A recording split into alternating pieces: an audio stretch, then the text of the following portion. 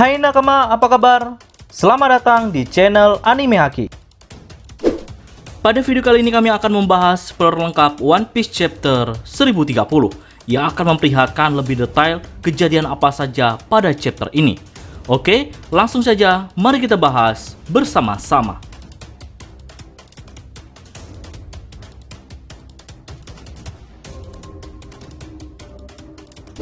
Judul pada chapter kali ini tidak ada perubahan, masih sama dengan spoiler sebelumnya, yaitu Gema dari Ketidakabadian.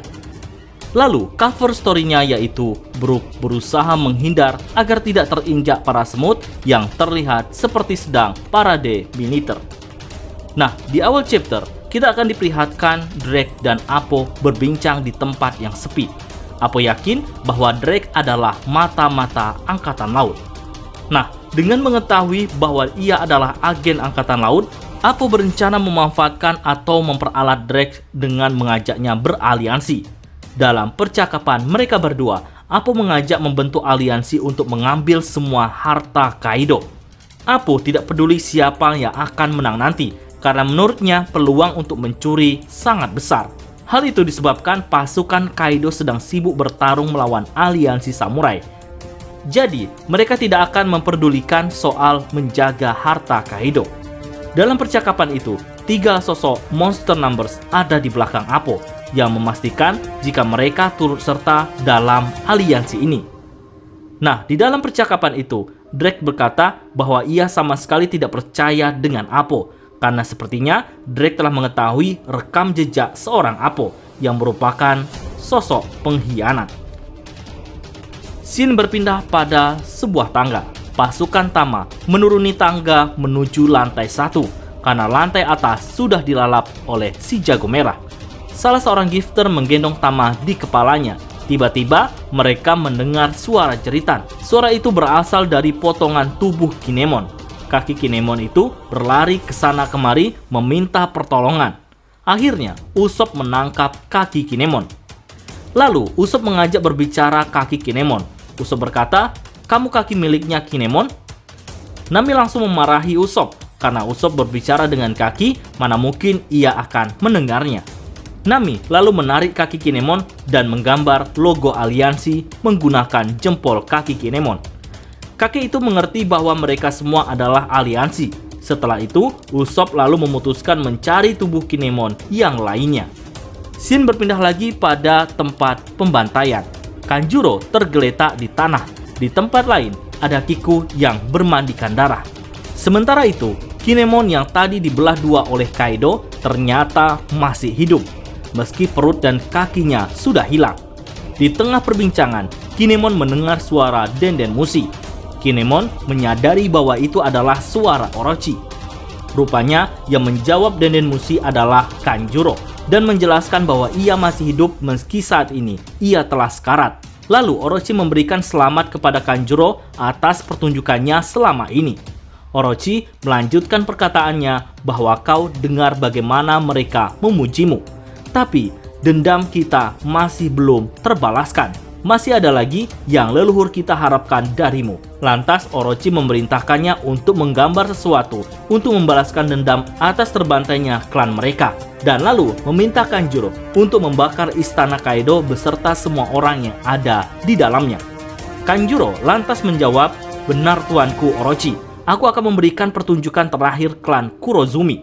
Lalu Kanjuro langsung menggunakan kemampuannya dan terciptalah Kazenbo atau Yokai Api. Kanjuro kemudian mati setelah menciptakan Yokai Api. Yokai itu akan membakar apapun yang ia sentuh. Kurocho Kaido saling berteriak untuk jangan sampai menyentuh yokai itu. Seorang anak buah Bahuang menyebarkan berita kemunculan yokai ini. Di sisi lain, kita akan diperlihatkan Momonosuke yang terus berusaha menciptakan awan api dengan harapan bisa menyelamatkan penduduk ibu kota bunga. Sedangkan Brook dan Robin bertarung melawan Kurocho. Begitu pula dengan Marco, Izo, dan Kawamatsu yang masih terus bertarung dengan para Kurocho. Nah, di sisi lain, pasukan agen pemerintah dunia mulai meninggalkan ruangan perjamuan dan bergerak untuk mencari Robin. Di tempat yang berbeda, Sanji kembali bertarung melawan Queen. Begitu pula dengan Luffy yang masih semangat melawan Kaido. Tak mau kalah, Zoro juga masih asik adu kekuatan melawan King. Di ruang gelap dan sunyi, Orochi tertawa terbahak-bahak dengan terbakarnya kastil Kaido yang semakin menyebar. Ia berkata, "Aliansi Kozuki, Yonko, kalian begitu menjengkelkan.